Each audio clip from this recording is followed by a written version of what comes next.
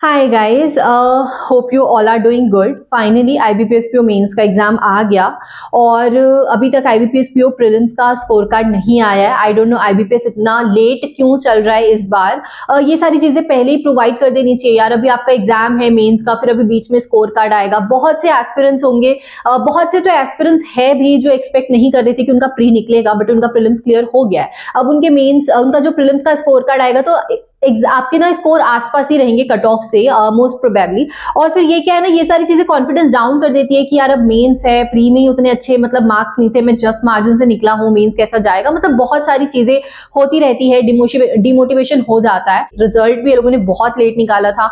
मुझे कई कॉमेंट आ रहे थे कि मैम मेरा मेंस का सेंटर काफी दूर है, तो एडमिट कार्ड कब तक आएगा, क्योंकि मुझे टिकट करानी पड़ेगी। मतलब बहुत सारी चीजें रहती है, राइट। और जब तक एडमिट कार्ड नहीं आता आप श्योर नहीं होते हो टाइम क्या क्या कैसा होगा, फिर चीजें वेटिंग में भी चल रही होती है, tickets and all. So yes I understand, but we can't help. आपका जो है आज या कल में स्कोर कार्ड आ जाएगा, बिकॉज अब इसके पास तो टाइम नहीं है इसके बाद। और अब आपको क्या करना है, 2-3 दिन आपको ना लिटरली कुछ भी नहीं करना है एक्सेप्ट जीए एंड डिस्क्रिप्टिव। जीए तो थोड़ा पढ़ते रहो, और आई रिकमेंड कि अभी आप नवंबर का ही जीए थोड़ा कवर करना है, क्योंकि नवंबर अभी हमारे लिए नया नया है। और मिनिमम 2 वीक्स, मतलब 2 वीक्स भी अच्छे से करोगे नवंबर का तो आपके लिए मोर देन सफिशिएंट रहेगा आई थिंक, क्योंकि उतना ही नीड है। और अगर आप वो अच्छे से कर लेना अभी, और आप स्मार्टकीरा के क्विजेस लगाओ as much as you can, क्योंकि उसका एक बेनिफिट है कि आप जितने क्विजेस लगाओगे, क्विजेस लगाने के बाद आपको एंड में स्मार्ट पॉइंट्स मिलेगा, तो वो स्मार्ट पॉइंट्स के थ्रू चीजें रिटेन करना आसान होगा। और क्विजेस लगाने का सबसे बड़ा फायदा, जब आप क्वेश्चन गलत करोगे तो जो सही किया उसको भी आप एक बार रीड करोगे, बाद में जाके जो आपका सही हुआ रहेगा, जो गलत हुआ रहेगा उसे भी रीड करोगे,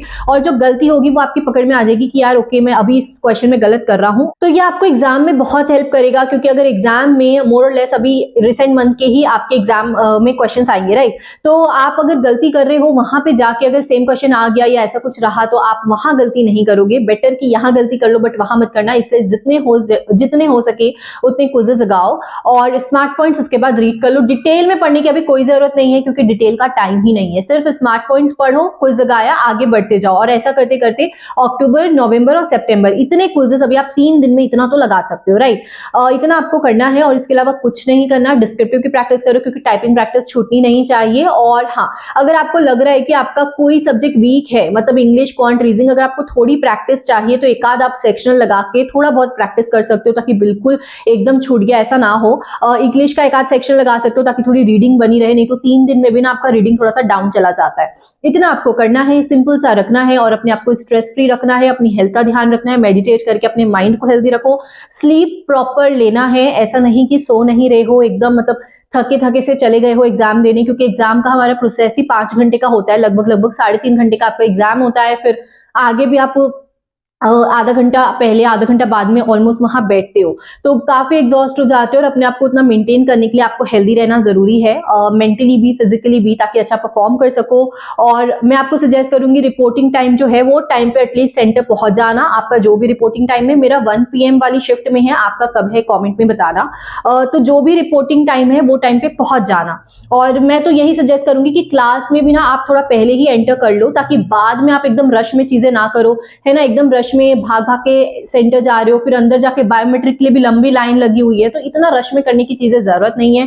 थोड़ा पहले चले जाओ, शांति से जाके अपनी सीट में बैठो, थोड़ा कंफर्टेबल हो जाओ वहां के एनवायरमेंट से, वॉशरूम वगैरह चले जाओ। तो ऐसा करके अपने आप को काम रखने की जरूरत है। इसके बाद आपको क्या क्या लेके जाना है, तो प्रीलिम्स का admit card very very much mandatory, इसको मत भूल जाना। प्रीलिम्स का एडमिट कार्ड जो आपका साइंड वाला होगा, ठीक है, स्टैंप वाला, वो लेके जाना। इन केस खो गया है, वैसे खोना नहीं चाहिए था यार, अपन ग्रेजुएटेड लोग हैं और इतना हम लापरवाही कर रहे हैं कि प्रीलिम्स का एडमिट कार्ड खो दिया है, तो this is not right, right. But एक चीज है कि अगर खो ही दिया है तो पुलिस स्टेशन जाके FIR की कॉपी ले जाओ, तो इससे आपका काम बन जाएगा। तो प्रीलिम्स का एडमिट कार्ड आपको लगेगा, मेंस का एडमिट कार्ड डाउनलोड करके प्रिंट कर लेना। प्रीलिम्स में जो आपने आइडेंटिटी कार्ड अपना लेके गया, अपना प्रूफ, ठीक है, वही वाला आइडेंटिटी कार्ड आप अभी भी लेके जाना। अगर उस टाइम आधार लेके गया तो अभी भी आधार लेके जाओ, तब अगर आपने पैन कार्ड लेके गया तो अभी भी पैन कार्ड लेके जाओ। तो जो तब लेके गए वही लेके जाना, ठीक है, अभी कोई दूसरा मत लेके जाना।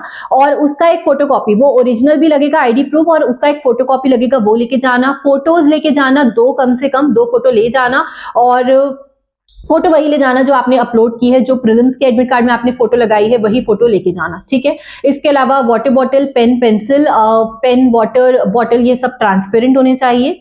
और इसके अलावा आपको कुछ भी चीज की नीड नहीं है, वहां पे इतना ही लगेगा। मैं आपको रेकमेंड करूंगी कि अगर आप पानी में ग्लूकोज मिला के ले जा सको तो सही रहेगा, क्योंकि वहां पे आपको एनर्जी प्रोवाइड करता रहेगा, तो थोड़ा सा ग्लूकोज मिला के ले जाना, क्योंकि हमको 5 आवर की सिटिंग रहती है। और इसके अलावा अगर आपकी तबीयत थोड़ी भी ठीक नहीं है, ऐसा कुछ है, तो प्लीज मेडिसिन ले जाना। ऐसा नहीं कि चलो देख लेंगे, बीमार होके चले गए हो और वहां पे परफॉर्म नहीं कर पा रहे अच्छे से, अपनी मेडिसिन लेके जाना, अपनी हेल्थ का ध्यान रखना। इतना ही था मेरे साइड से, और आई डोंट थिंक कि मुझे कुछ याद आ रहा है इस वीडियो में बताने के लिए। कोई डाउट हो तो कमेंट कर देना, कुछ आपको बताना हो तो भी कमेंट कर देना, मैं रिप्लाई करूंगी। Will meet in the next video. Thank you.